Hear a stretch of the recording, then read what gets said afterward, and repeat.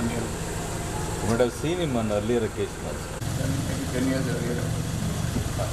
Please come, please come. Yes, sir.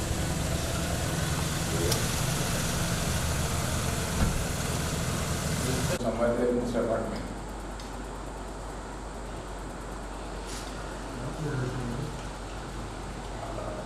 Well, I think sorry, sir. So,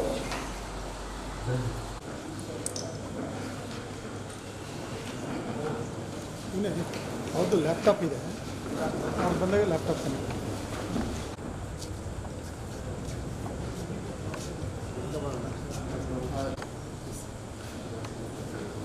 ಇದು ಆಗುತ್ತೆ ನೋಡಿ.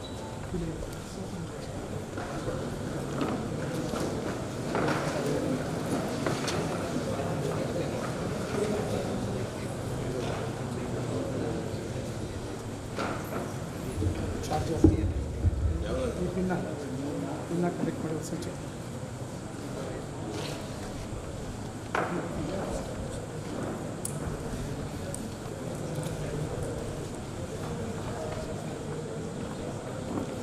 Good morning everyone. I am Birla from 8th and Civil. I am Yusuf from 8th and Civil Department. Privileged to have you here to participate and enjoy the grand fest of Department of Civil Engineering, Shelter 2019. Submitting the reverential pranams at the lotus feet of His Holiness Dr. Shri Shri Shri Shivkumar Swamiji and Shri Shri Shri Siddhlinga Swamiji, President of Shri Siddhganga Math. I welcome our chief guest, Shri A.T. Samuel, onto the dais. I welcome our beloved Director Dr. M.N. Chandbasappa Sir on the dais.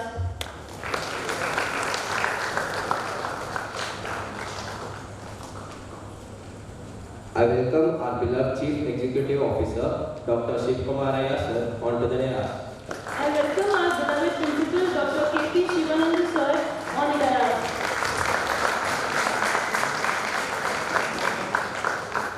I welcome our Professor and Head of Department, Dr. S.V. Dinesh Sir, onto the dais.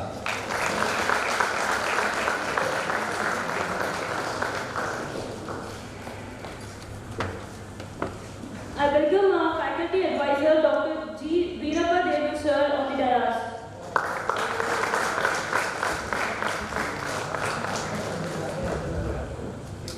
I welcome our Student Vice President, Mr. Sumukh Chandrasekhar, onto the dais.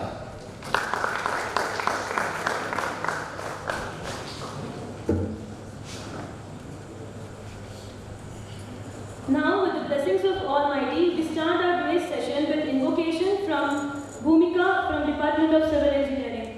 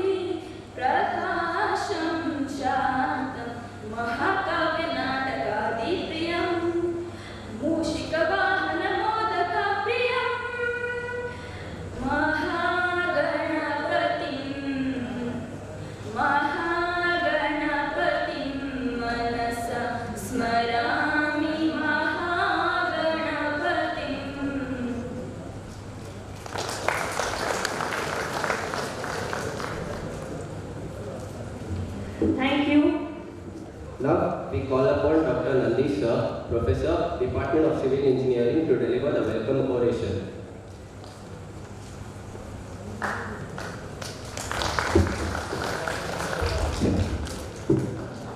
At the outset, I submit my reverential pronouns to His Holiness Dr. Sri Sri Shukmara Swamiji and His Holiness Sri Sri Siddhalinga Swamiji, the River President Siddhganga. Respected dignitaries on the dais and off the dais, a very good morning to all of you. I am really privileged to have the present task of welcoming the distinguished gathering for inaugural function of National Students Technical Symposium, Shelter 2019. We have us a distinguished personality, Sri A.T. Samuel, presently Director, Stoop Consultants, Private Limited, Bangalore. Despite his busy schedule, he is here with us today to inaugurate the Shelter 2019. On behalf of Shelter 2019 Organizing Committee and SAT, I wholeheartedly welcome you, sir.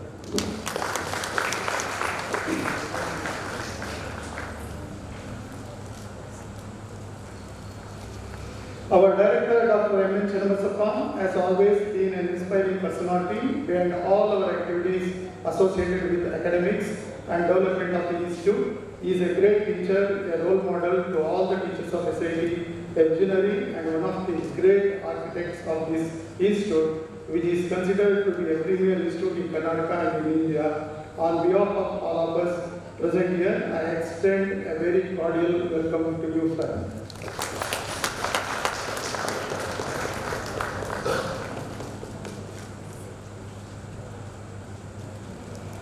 Our Chief Executive Officer has been a great source of guidance to me and my team. On behalf of the Organizing Committee and on my own behalf, I extend a very welcome to our respected CEO, Dr. Shukmara, who is our Chief Guest of this function.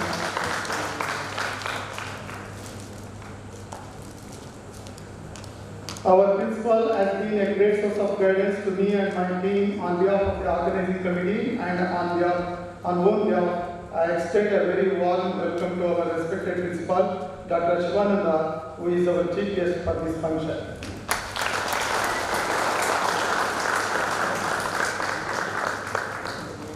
I welcome our beloved HOD and President for Shelter 2019, Dr. S.V. Dinesh, for this function.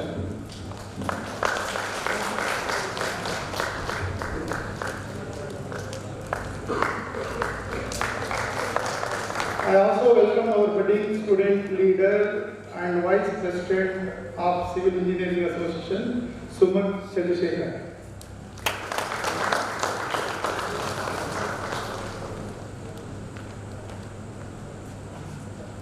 We cordially welcome all the delegates who have come from distant place.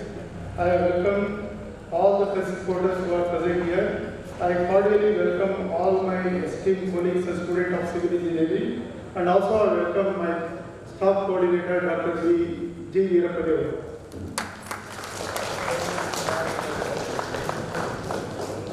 Finally, I welcome one and all. Thank you.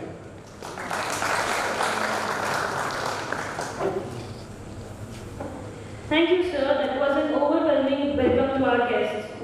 Now, I call upon Dr. S.V. Dinesh, sir, to give a brief report of this department.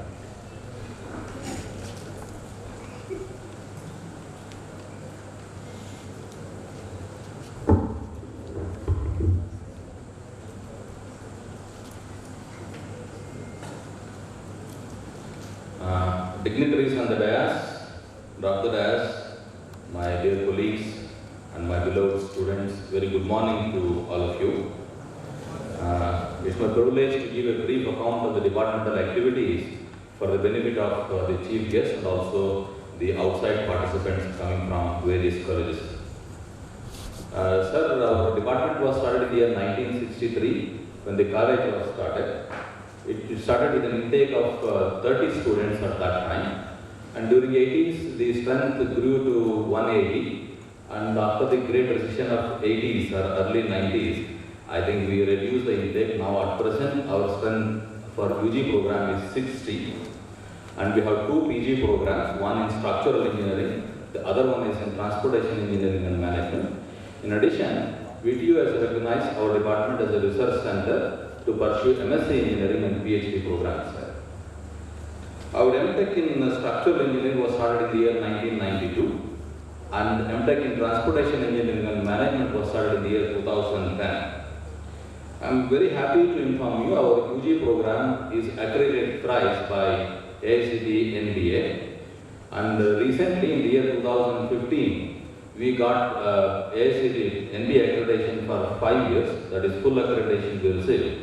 So this is a very special feature. I think it is a feather in the cap of the department, because this accreditation is equivalent to ABET accreditation. This will help our students to secure their seats in well-known universities abroad. Many of our students have expressed to me, because of this accreditation, we are able to secure seats in well-known universities in New Zealand, Australia and United States. Then coming to research, our department, as I told you, that it is recognized as a center by VTU. 11 PhDs have been produced from our center, and our faculty are working in the area of earthquake geotechnical engineering, pavement materials, structural health monitoring, sediment transport and soil erosion, cement and mixture compatibility studies, and water quality analysis. These are the areas in which our faculty are working, and also research scholars pursuing PhD. We have funded projects from AICTE, BST, VTU and other agencies there. Regarding consultancy services, we are doing the consultancy at the local level. We undertake material testing and very fast estimation are the two areas in which we are offering consultancy. In addition, we also undertake the third-party consultancy works of government works. So I am very happy to inform you that in the year 2016, we started a skill development center. In this center, we provide hands-on training to students on construction trades and also on modern tools. Regarding this construction trade, it is a hands-on practice. We train students in masonry, plastering, bar bending, site marking, electrical trade. They actually rig the electrical circuit on the board and charge power, and including earthing is provided in the hands-on mode. Then we invite industry experts to teach them on water supply and sanitary system design. Then reading of construction drawing, complex drawings, how to read them and understand. This is again one-day full practice. Then we also provide them the training in the analysis and design of frame structures using StatPro and such software. This is by industry persons there. Then in addition, this is a 6 week intense training, and during that, 1 week we deputed all our students to L&T Skill Development Center at Athirale, Bangalore, where they are taught on safety and forum work design. In addition, we have been modernizing or updating our curricula because we are autonomous under VTU. Now, we have introduced many modern tools. We teach our students Rivet, StatPro and MS project also. We have a course on planning and scheduling. That's about modern tools, what we teach to our students. Then we organize bridge course, which is 60 hours on Saturdays for MTech students. This is taught by an industry expert from L&T Walden. And the topic is modeling and designing of RCC reinforced cement concrete and steel structures for MTech students. This is a 60 hours course. This year we completed that to make them industry ready. Sir, we also have a Center for Rural Development at the institute level. Our students are actively participating in the CRD activities. They are pursuing projects related to rural development area. Our students are pursuing projects on water quality issues, soil fertility studies, water resources mapping, drainage issues, etc. In addition, one more project on a low-cost water filter is being attempted to remove fluoride, because fluoride is a problem in the district, particularly Pavgad and other areas we have a problem. So it's a low-cost filter is being attempted. And our students are also very active in outreach activities. I am very happy to inform you that our students have trained 60 meritorious high school students from neighboring schools, from 4 schools, to prepare them for a National Merit Means Scholarship examination. This they have done on Saturdays and Sundays, And of course, our 6 students, I'm happy because they had very little time, maybe 3 weeks time they had. This November they did. And 6 students have qualified in the NMMS scheme. Maybe in the year, maybe this year, next year, I think we are going to scale it up. And coming to shelter, this was started in 1992. This is a program platform made available to students to exhibit their talents and extracurricular activities. And then we have the shelter program, technical paper presentation, surveying, then AutoCAD, code cracking, anthropometry, and other activities are also there. And whatever sports and extracurricular activities students participate, will have the prize distribution in the evening. I think all of you will have a great day today, and I hope you will carry sweet memories from SIT Tumkur. So this is for the information of the chief guest and other participants from outside our institute. Sir, we look forward for your suggestions for any further activities that you think that we should be doing. So with this, I close my brief report about the departmental activities. Thank you. Thank you, Madam.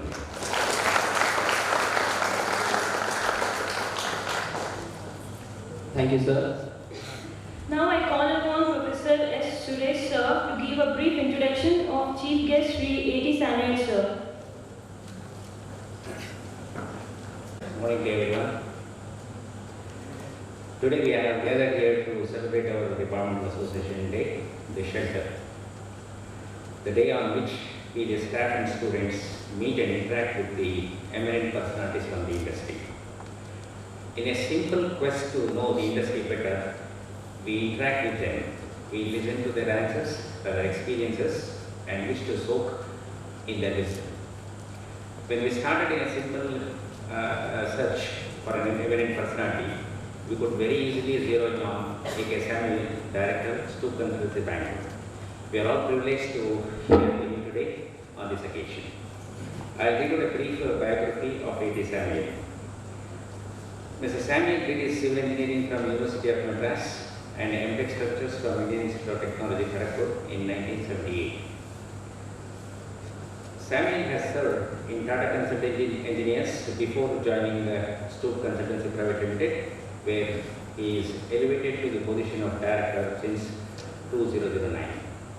Samuel has been involved in planning, designing, construction, consultancy for buildings, bridges, flyovers, institutional buildings, hostels, irrigation projects, highways, design and detailing, tender preparation, project management and maintenance of bridges, flyovers, vehicular underpasses, long span bridges, multi-story buildings. Oh, that's the whole of civil engineering that we teach in our curriculum. He has worked in almost all disciplines of civil engineering and has many outstanding structures and projects to his credit. He was a team leader of Hyderabad Elevated Corridor project, the country's longest elevated corridor besides many bridges, highways. He was team leader for the Katipura Padi and Coimbatore and Chennai airport flyovers. He has been the team leader for stretches designed by STU in Chennai and Bangalore metro works. He is the engineer in charge for the Katavatan Stadium in Trivandrum and the world's longest cricket stadium largest cricket stadium under construction in Ahmedabad. He is a member of various professional bodies, namely IIBE, IIBSC, IRC, Outreach Committee, Consulting Civil Engineers Association of India, Association of Consulting Engineers India, India Competitive Institute, Senior Professional Engineer with the Specialization in Structural Engineering awarded by Engineering Council of India. He has traveled extensively abroad and worked for projects in Russia, UAE, Oman, Bangladesh and Sri Lanka. He is also a member of Academic Council of MSRT Bangalore, Board of Studies, Civil Engineering Christ College Bangalore, Governing Council, Vrindavan College of Engineering Bangalore, Board of Studies, Civil Engineer, Sri Vidya Niketan Engineering College, Tirupati, General Council, Maharashtra College of Engineering and Technology, Mathura. He has been honored with many awards, to cite a few. Precious Concrete Design Award by the National Design and Research Forum, 2007 of Institute of Engineers on 14th December 2007. ICI Ultratech Endowment Award for Outstanding Concrete Engineer of the Karnataka, 2011 from Indian Concrete Institute, Bangalore. Budget Protection Meritorious Award from Society for Surface Protective Coatings, India in December 2001. He has several publications and delivered several keynote speakers and lectures in many forms. This is Mr. Samuel Koyman. Sir, on behalf of all of who are gathered here, I once again welcome to this function.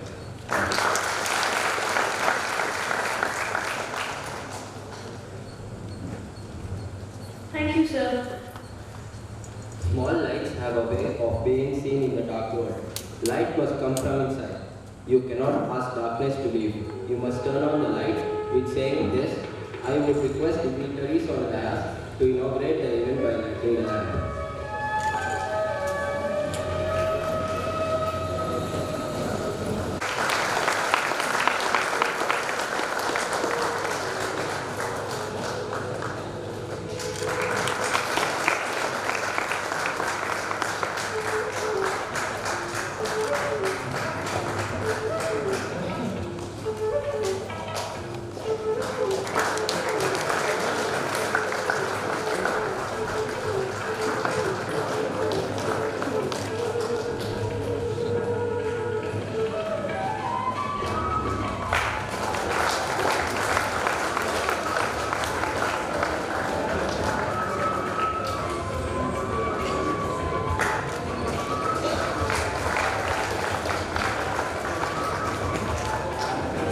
Sir ಈ ಕಡೆ ಬಂದ್ಬಿಡಿ ಬನ್ನಿ sir ಈ ಕಡೆ ಬನ್ನಿ.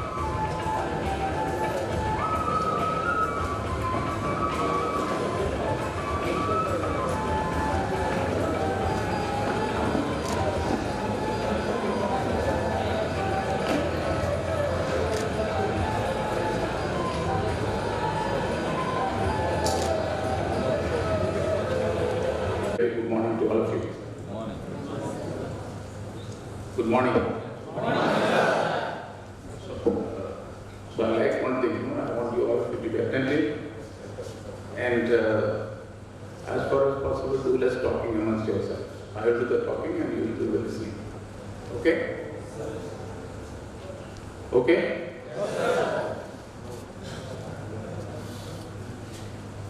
Now, when I was sitting here, I saw some of the wall hangings there. So I find the first one is showing reuse. So reuse, retrofit, recycle, reuse. That is the slogan of the day. And that is encompassed in one single word called sustainability. Now, sustainability is a very, very burning issue today. I want all young people to listen to you very carefully. It's not only civil engineering. I want something to say what a civil engineer can do, but more as a responsible citizen of this country, what we are expected to do. Now, look at some of the facts. The planet is warming up.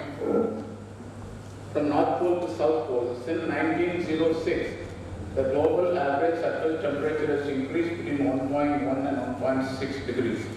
And the cities in India, for example, Bangalore has warmed up almost by a degree last 5 years. That is because of cutting of trees and making a concrete jungle in Bangalore, and Tumkur is no exception. I have been coming to Tumkur for many years. And the effects of rising temperature are waiting for some far-flung future science. You know, many of us think that human life is only 70, 80 years. Why I must be so much concerned? But you can see people like us in the 60 years, how much change has taken place, and it is quite frightening to extrapolate whatever information which you have and to know where we are heading to. The heat of melting glaciers and sea ice, setting precipitation pattern and setting animals on the move. What it means is the glaciers and the ice are melting. So sea water level is increasing. That is disturbing the biodiversity of the sea, and even some animals are moving. Now you see ice is melting worldwide, and this includes mountain glaciers. You must be reading in the literature, the glaciers are melting, even the glaciers in Himalaya are melting. And that is disturbing a lot of life. some of the species have already become extinct. Some of them are at the verge of getting extinct, and some of these lives, animal lives, are moving towards cooler places. That means shifting their location. Now look at this. So from 1870 to 2010, the sea level has increased by about 225 millimeters. How much? 9 inches. And it is expected the sea levels may increase about 60 centimeters by turn of the century. And another 20 centimeters will increase because of the melting of the glacier. That means it will go up by another 80 centimeters. So what will happen is, the consequence will be, already you can see the rain patterns are changing. There have been floods and calamities. The summers are longer, winters are longer, and the monsoon is not as per the originally predicted schedule. It is completely disturbed with heavy intensity rain. Now what happens is, as the villages and the towns and the cities develop, so you cut trees, you pave the areas and build buildings. So whatever water which is falling on the ground, there is less place for percolation. They start running through. When the monsoon becomes longer, the ground gets saturated, then the entire water becomes runoff, and that is what is causing floods in many places. And there are the issues of water, and they say the next world war may be because of water.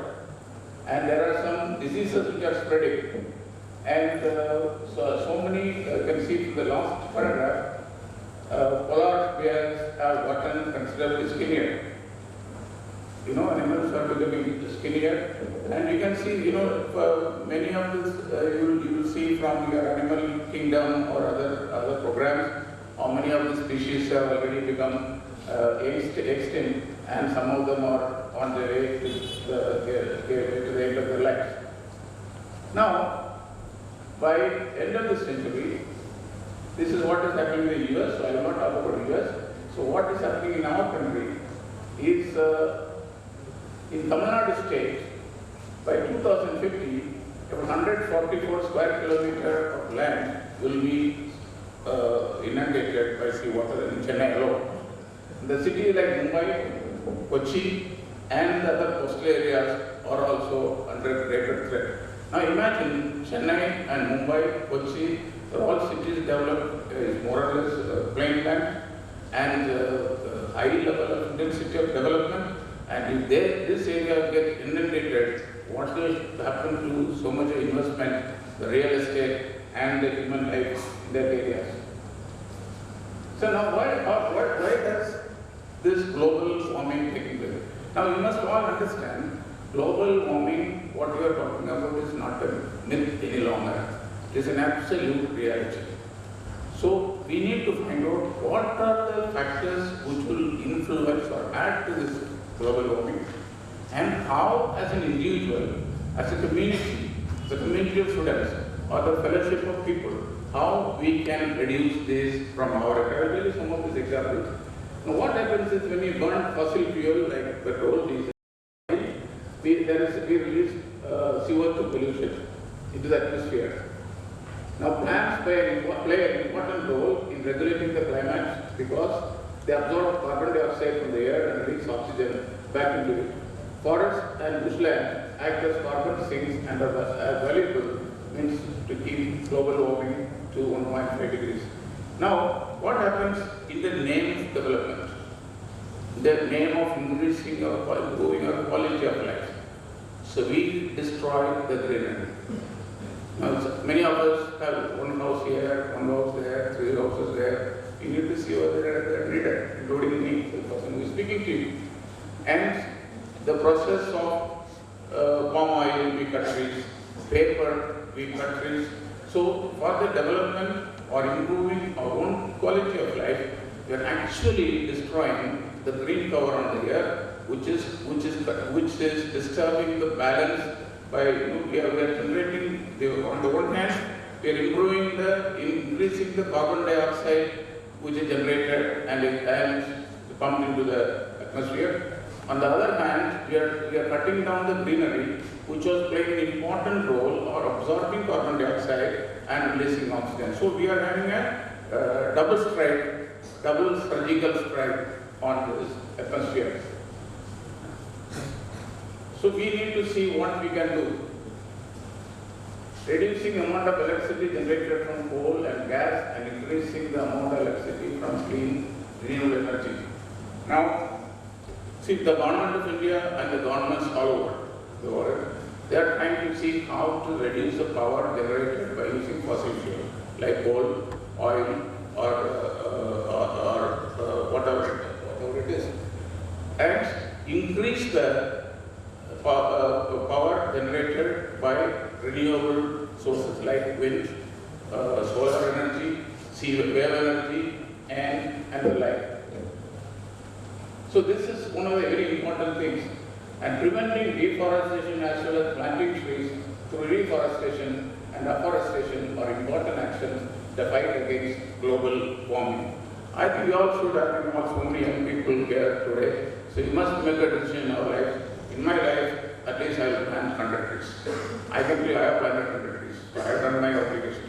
So it is each one of us which we need to have this thing in our mind. Now you see this, so what is happening?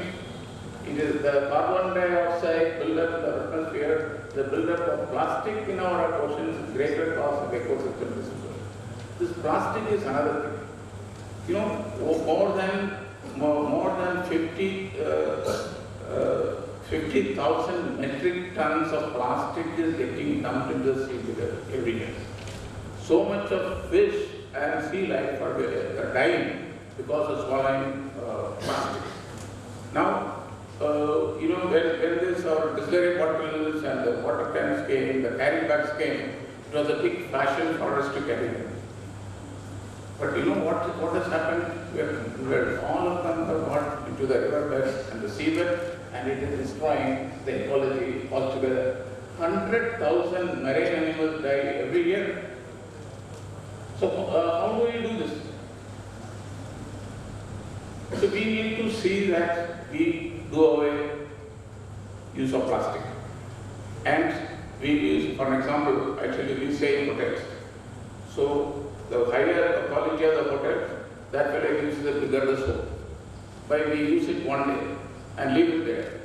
And the housekeeping fellow takes it and dumps it into the waste, it goes to the drain. So what I do is, after use, I take the soap back home. And I use it till it is completely finished. So it may look a little silly, but this is a small little role I can play for my generation behind me. So we really should wonder how these pollutants are affecting us. Many people responsibly dispose of their bags, but even when disposed of properly, they can pose a great threat. Your plastic takes about 800 to 1,000 years to decompose. Can you believe? A sanitary napkin which is disposed of, a diaper which is disposed of, takes 500 years to dispose of. Government can keep on telling whatever they want, but every diaper which is being used, we are dumping somewhere, and it will take 500, 600 years to decompose, and even when it decomposes, it will disturb the fertility of the land.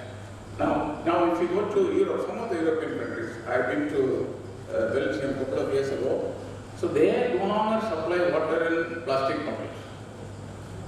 They supply water only in glass bottles.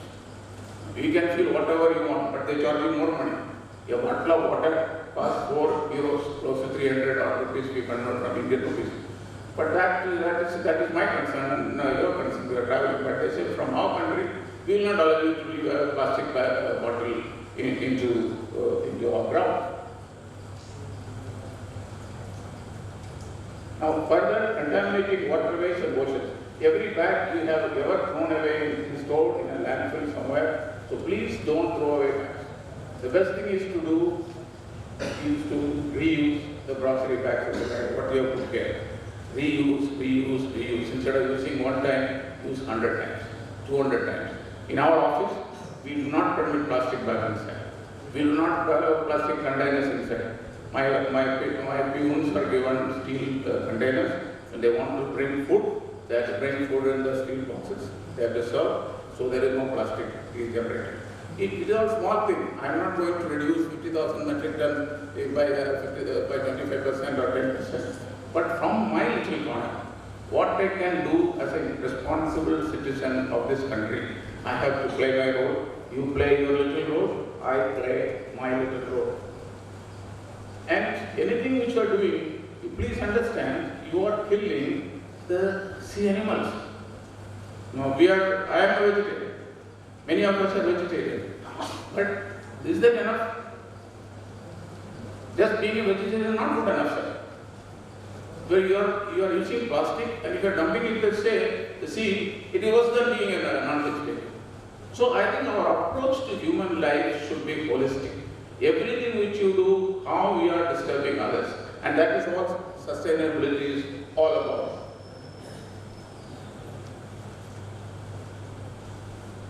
Now you see this. Last 150 years, sea level increase has not happened the previous 400,000 years. So you see the rate of disaster which is carrying it, rate of growth of disaster which is carrying it. Mitigation of climatic change requires rapid action to decarbonize our buildings, transport and energy systems. Our mitigation alone will not be sufficient. We are already committed to at least 0.5 degrees of further global warming due to lag in the climate system. The aspiration of the Paris Agreement is to limit the total rise below 2 degrees, beyond which dangerous levels of climate change may occur. Now, some of our developed countries have already walked out of the Paris commitment. And the developed countries are doing more criminal activities than us. They dispose carbon dioxide in the ambient. They want us to reduce our carbon dioxide generation. But that's a fact of life. So, notwithstanding what somebody else is doing, what we can do is, we have to have our own benchmark and see what last year how much as an individual generated carbon footprint, how much I have added, this year whether I have increased or not increased. This is something self-introspection which every citizen of this country need to do. Now we need to adapt to the situation, the changing scenario, changing climate. We need to change our own way of life to see that we do not disturb the human life yet to come behind us. We have no business. I repeat, we have no business to take away the livelihood of the generation which will follow us. Now see what happens. So this is the let's say introduction. So what it means is all the good things which you are talking about, we have cars, we have diesel cars, we have petrol cars, we travel by air, we build big houses, we have air conditioning, and for which we have to have power, and we have disposed of so many materials. All of them have some impact or other on the climate change. So we need to be conscious. Every part of our life, every day, we should see, I say I belong to Christian faith, so my pastor will tell me before I go to sleep, I have to recapitulate what I have done the whole day, where I have done something wrong. If I have done something wrong, I should reconcile with myself, and if I have done some harm to somebody, I have to reconcile with them. So reconcile with man and God. Now, all the reconciliation is meaningless if you do not reconcile yourself, that you have not destroyed the ecology of the place. Now, how do you do this? Human life is a transient one. We just live maybe 70 years, 80 years, 90 years. Swamiji lived for 107 years, some odd years, recently very few people. But that's the maximum. During this lifetime, we draw our resources from Mother Nature. We build on over the natural environment we inherit. Now all of you imagine, when you were children, how much of green land was near your place? Today, how much greenery is there? How much of farmland was there? How much of farmland has been converted to commercial and residential spaces? This is all affecting us. So we have an important role to play. So while in doing this building, we extract from and modify the natural environment. The built environment that we create depends heavily on the systems and nature that supports it. Sustainability is our action, is essential to minimize the real effects on Mother Nature and therefore our lives. This way we can continue to benefit from Mother Nature. When I say we, ourselves and the generations behind us. Now this is, see, look at this. This is I think a Mexico City. So maybe some 400-500 years ago this place would have been like this. Today, you can see how the city has been built. Yeah. So where is carbon dioxide getting absorbed? Where is oxygen getting generated?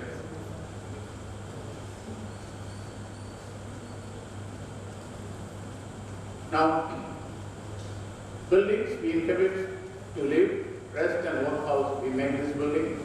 Structures we have built to enable us to compute roads, bridges, rail, airports, air travel infrastructure.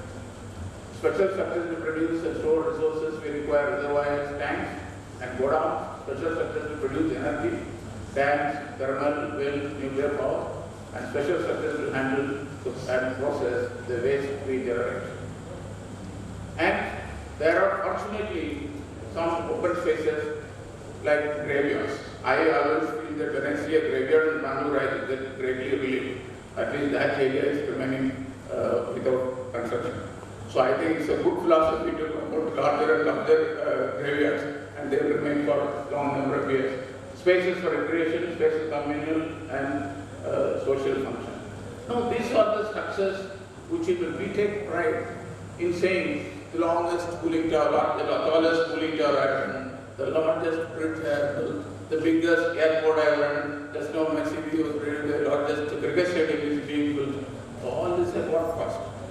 Are we doing in as requisite countermeasures to offset the negative impact caused by this development into the nature?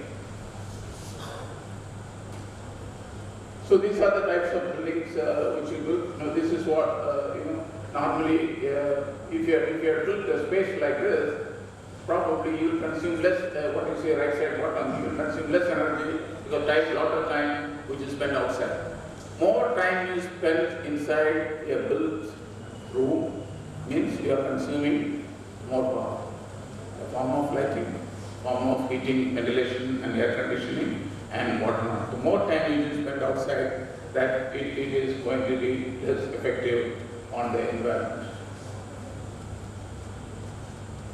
There are so many ways of building structures which consume less energy or which will generate less carbon dioxide during construction and consume less energy during its service life.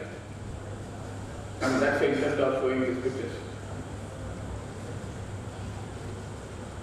Now, when you build a building, you must have all these type of issues to need to be addressed: natural ventilation, daylighting, good circulation space, and avoid as much artificial lighting and ventilation as possible, and plan your house or building in such a manner the place where the heat is getting gained into the building through the wall, you have more solid construction, and the windows which you have is on direction where you will have less heat gain.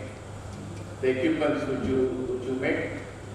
And then there is a lot of good ways of doing buildings and improving the green cover. You see on the left side building, this is the Graha headquarters, run by us.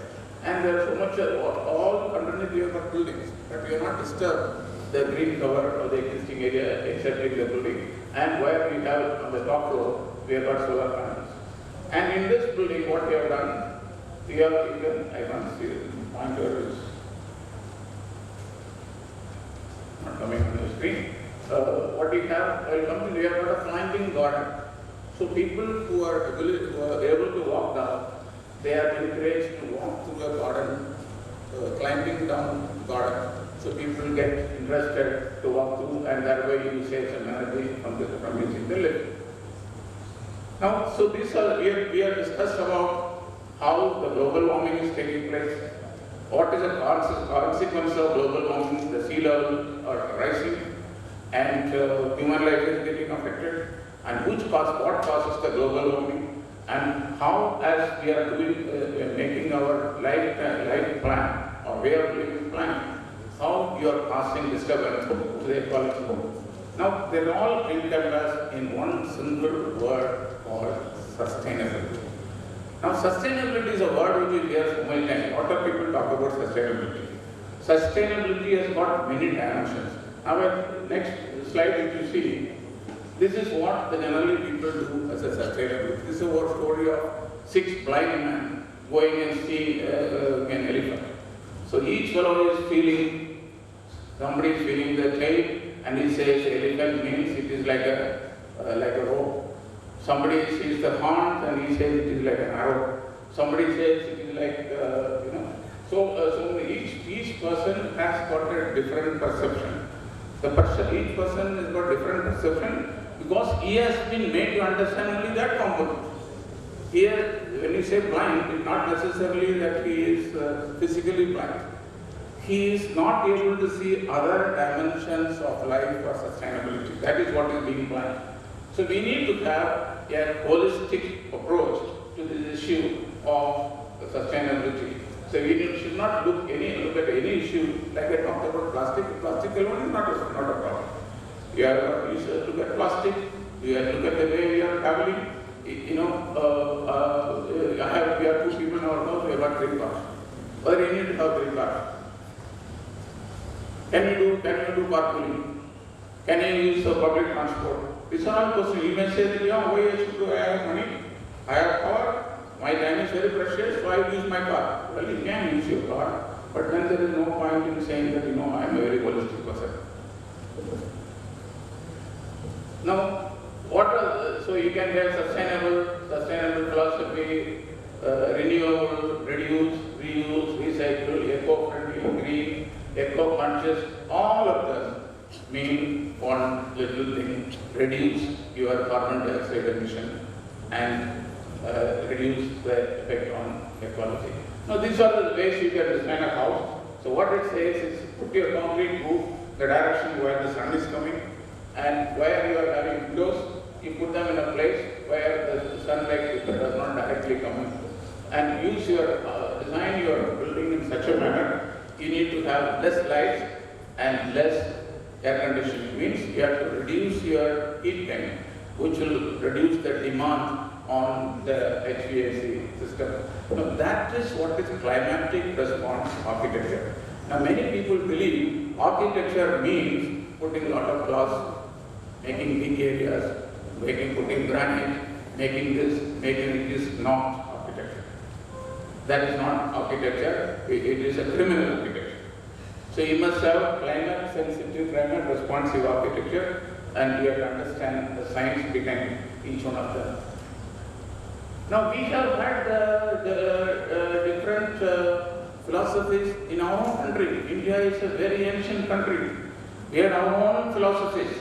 And, I was talking to your professor.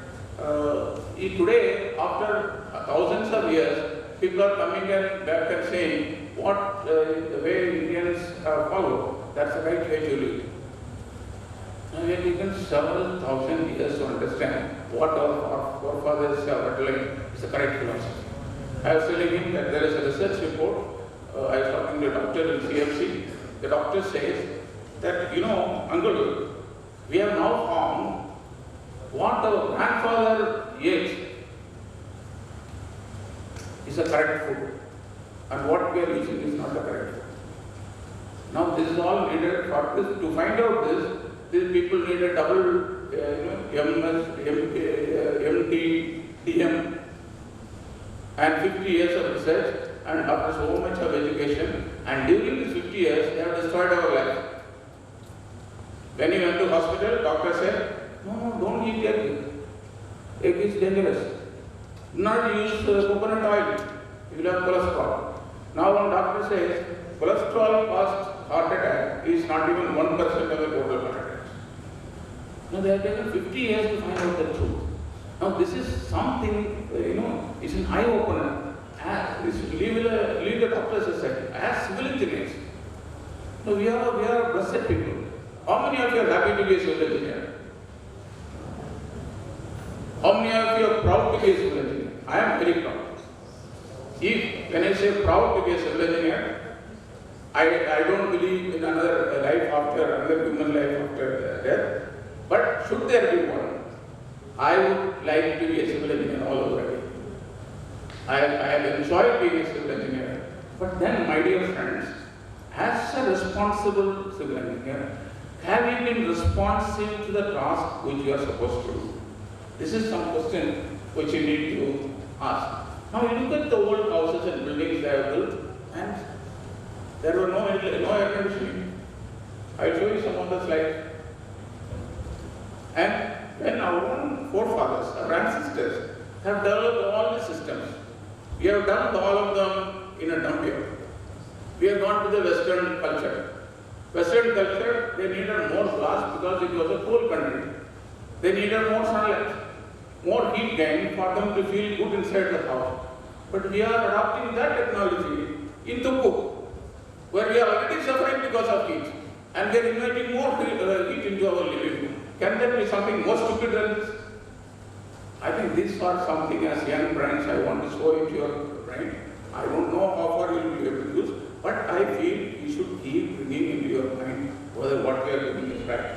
And after developing all the sciences, after maybe 2,000, 3,000 years, today we are discussing our sustainability, which our forefathers have adopted in our own lives.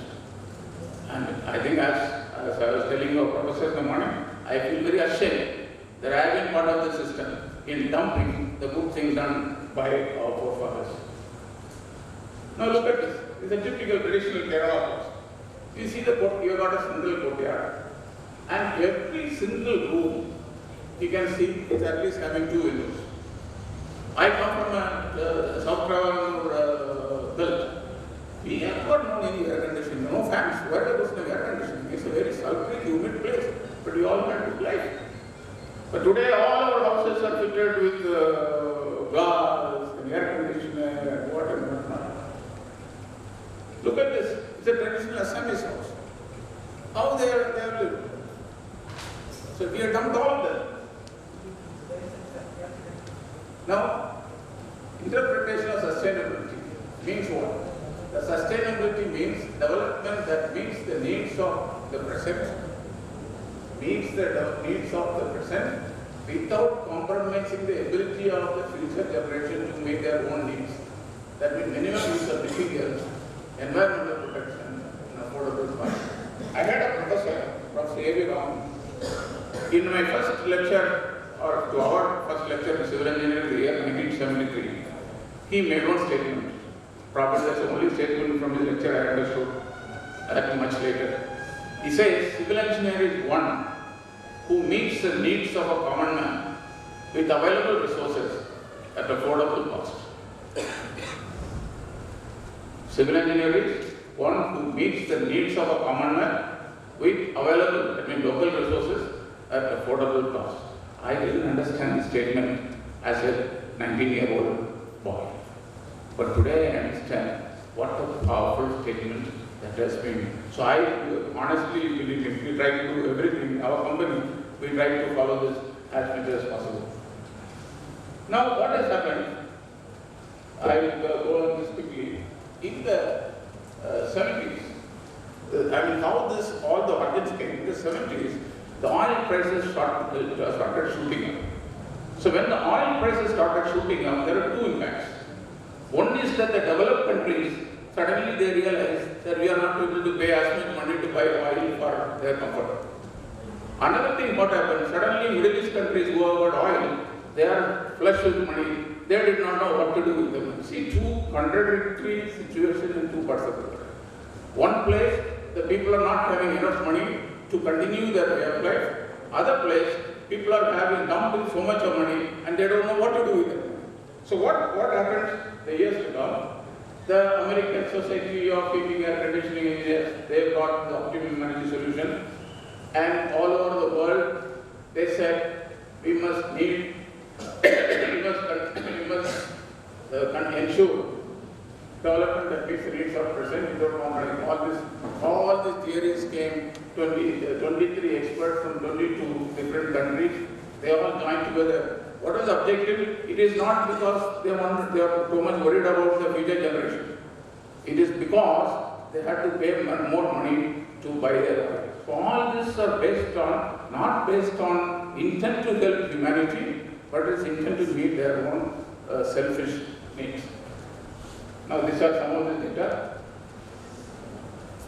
So in our own country, we have had a pretty long walk on this sustainable energy. We have got IGBC, India Green Building Guides.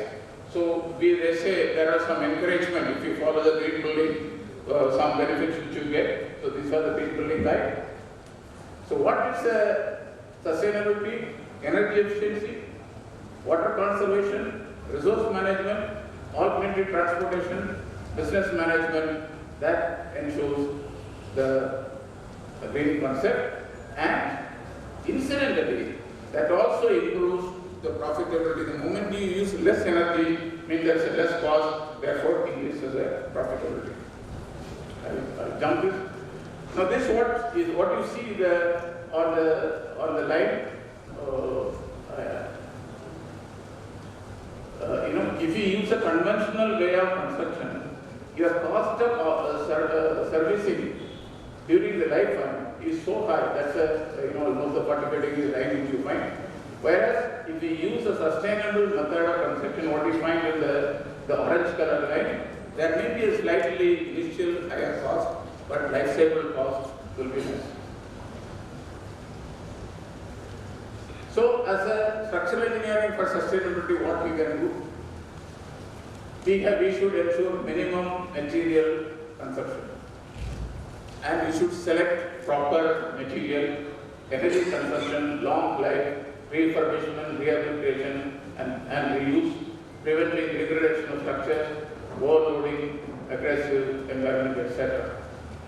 So now, if you have to do this, obviously you have to spend more money. So as an engineer, civil engineer, you have to see what is the right balance. Just because we want to meet all the sustainable requirements, you cannot spend 100% more money. So that is why we have to be a responsible engineer. Now as a civil engineer, what can you do? Use of locally available material. Now, some places, if you see the coastal Karnataka, it's a mangrove, we have got laterites available. And we have got clay bricks available. There is no business for us to bring something in granite from some other place to build it. So the civil engineer needs to know the engineering characteristics of the local material, vis-a-vis the normal conventional construction material. Therefore, you should be able to know whether you can adopt the local material, and there may be some issues. Laterite may have some protective measures. So therefore, it becomes necessary for an engineer to understand the physics and chemistry of the materials. Now, what is meant by physics and chemistry? Physics is like, for example, how much load it can carry. Chemistry is what happens when a loaded material is subjected to atmospheric condition, whether the characteristic of the material will degrade. So this understanding needs to be there. That is why in your curriculum, there is one semester, one subject which you learn engineering materials. Correct? No? You are teaching engineering materials. So that is in this context it is given to civil engineers. Now design of long life and flexibility. The building should be designed with long life as much as possible, and it should have flexibility, because 30 years ago, when your father lived a certain life, today your life is not the same. You need to have difference. So the buildings which you build should accommodate the requisite changes as life goes on, as the next generation comes. We should not have to dismantle a building and reconstruct, but we should be able to modify it. Selection of materials. Use the right material. Appreciation of material science I talked about. Use of byproducts. Now you see, for example, use engineering materials, cement, they will talk to you, fly ash, and replacement of cement with fly ash or GGBS, ground granulated blast furnace slag cement. Now these are waste material generated by the power plant. So we need to see how those materials can be used in the cement or the landfill or the abandonment of a bridge or whatever it is. So we need to understand the material science. Use of recycled materials, reuse of existing building and structures, design for reconstruction and efficient structural design, rehabilitation and retrofitting. All of them together become the part of sustainable civil engineering. So I will go quickly. So I talked about, we are laterite in eastern coast, palm trees, arachidid trees, local hardwood in Tamil Nadu, Kerala, Karnataka, masonry in Karnataka, wooden pipes in Kerala, bamboo sheeted, mud plastered walls in Assam. All this have been given way for modern construction. At what cost?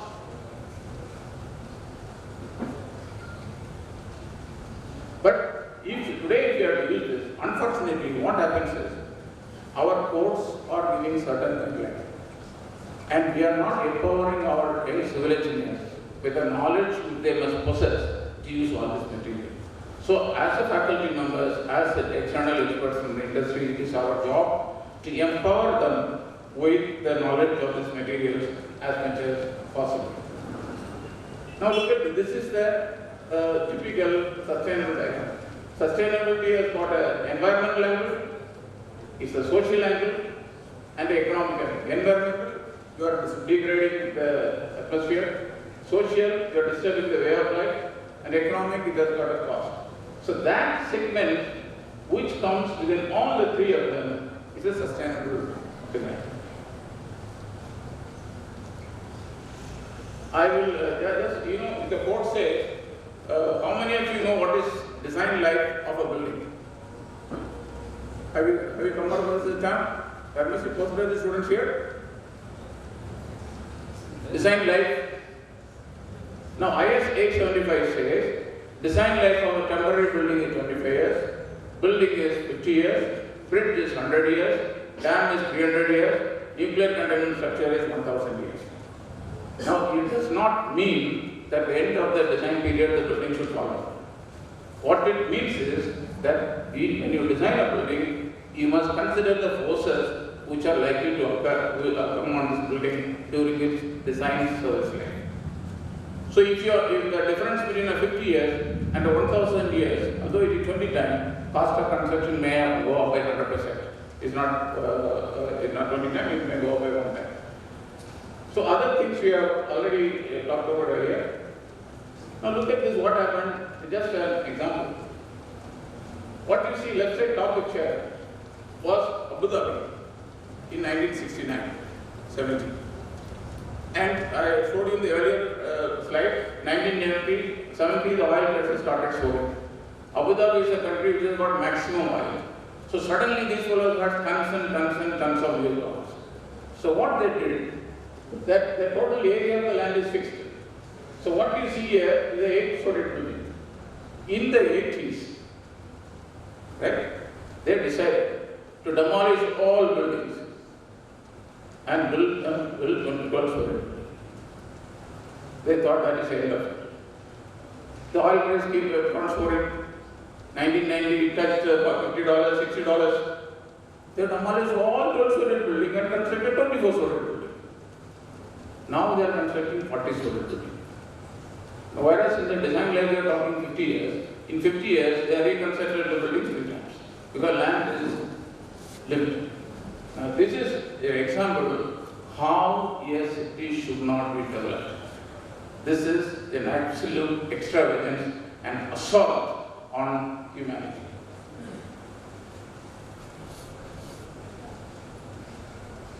Now, we are saying our Golgambas is there for 600 years. Still it is going strong. But we are so much excited about how glass is being developed in Germany, how in London is built, London this is done, how US buildings are built, and we want to import that technology. And we take pride in saying, my building is done by a British architect. This is Bijapur. So I will skip that. Now, another thing, in Madras, in Chennai, there is a bridge called Adar Bridge in Nandan as you come out of the airport. The building after 40 years, they found the bridge there were a lot of cracks in the bridge below. So they constituted a committee. That happened, the committee was led by the retired chief engineer, who was the first chief engineer of Chennai city. So after studying, he found every time they will overlay the road, the total overlay on the bridge was more than the live load the bridge can carry. So our engineers don't apply mine. The bridge which collapsed in Bombay in January, foot-over bridge. The bridge was designed for some load, but they have put granite, they have put checker tile, they have put crash barriers, they have added 100% more. Today some investigation is going on. The corporation engineer and the engineer who did the auditing both are in jail. See, finally they create trouble only for civil engineers. Now you see, steel and aluminium are 100% recyclable. So let me skip them. Now, when we may have building, this building what you see was built in 1982. It's a very novel structure with barrel shells. In 10 years' time, the shells started cracking. So it is an electronic assembly building, and the roof cracked, and during rain, they were collecting water in buckets. 7,000 square meter building, you can imagine how many buckets would be there. So they have sent the building to one of our design to one of the very previous institutions in our country. Very big, maybe number one in our country. I don't want to tell the name. The professors and faculty will forgive me what I am going to say next. They kept it with them for good 10 years. Went on studying. And they said the building is not safe, it should be demolished. To tell that they have taken 10 years. Then they said, no, they cannot, because in government of India there is one rule. Fortunately, all the government rules are very strict, and otherwise we would have been all in deep trouble. They said your building is to be demolished. You have to fix responsibility on the fellow who did the bad building. So the current management in 1990, they didn't want to make a sacrifice any of their engineers. So best thing was form another committee. These committees are always made to delay decision-making process and to save people. So the new committee was also another great professor, late professor. He kept using for another 5 years. Then he said, I concur with the decision of the earlier institute that it should be demolished. So it has become now another, 1982, 92 course. First edition comes in 2002, then 2007 the edition is coming is continued. And these fellows, I spent a lot of money, so they owed me some money. So as an engineer, I went there to collect my money. He said, family, I have a problem. I said, what problem? He said, we have to demolish the building, we have to lose our engineer will go to jail. I said, what to do? I said, you take me. I said, building is looking strong. I said, the building is safe. I said, how can you say that such eminent professors have told us that it is unsafe? I said, when did they tell you? One fellow told 15 years ago. That means, I said, 25 years ago this building was built. It is living for the last 27 years. Suppose you go to a doctor and he tells you died 25 years ago. What will you think of the doctor? You will think he is a fool.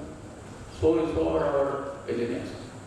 A structure which is standing there, instead of saying it is not safe, they should know why it is standing there, whether there is any risk for its continued life. So he asked me, can I give it in writing? I said, opinion you want in writing, it will cost you money. How much money? He said, 3 lakhs. So he gave me 3 lakhs. I gave it writing. I said, don't do anything. Just prevent further corrosion and reinforcement on the structure. And it is living for, and I said, I will guarantee 15 years life. and it's already almost 30 years, maybe under 3 years, it will easily. So there are a lot of, why I am saying this, ladies and gentlemen, we have a lot of technologies available. We can investigate any structural element like a doctor can examine your heart or an artery. We can see what is, a doctor can put a catheter and see what is the diameter of your artery, how much of cholesterol settlement is there. So a civil engineer can find. Today we are fully empowered. Our engineers in our country have enough access to all these technologies. You can find out exactly what is the state of the building. So only thing is, you should have the desire to do it. And I am very envious of the younger generation. I belong to an era of clock table and slide. We never had computers. Astronomy used to do with 7-figure clock table. To interpret a 7-figure clock table, you need a 4-figure clock table. The computers came maybe 15 years after my being in the industry. But you people are so lucky and blessed. By a click of a button, you have the entire information in your screen. Only problem is, you have too many information. You have to see which one is the right information, because there is a lot of information which is wrong also in the internet. So this is the structure. So it is possible to investigate and do it. So this is what the final decision which I gave. Structure was indeed safe. Tracks were to be inadequate logical reinforcement. No load can be added to the, further load can be added to the structure. Cracks should remain live during the service life due to temperature changes. Reinforcement found to be intact, needs to be protected against water ingression, ingress of corrosion. Decided to provide an elastic membrane over the shell collapse. No further cost. So similarly, bridge we have investigated, you can see. We have put a catheter inside the duct and found out what is the status of the reinforcement inside. So this is all possible, ladies and gentlemen, today. Now, it is also necessary when you design a structure, you should optimally design. So you have to reduce the material as much as possible, and that decisions are generally by all economic comes from concept. What concept you adopt? I will show you one small example. Now what we see on the left was a tender design by the department. They had an aqueduct of 2-cell rectangle. Right? All of you have learned hydraulics? Yes or no? Yes. Is a rectangular section an optimum, a good efficient section to carry water?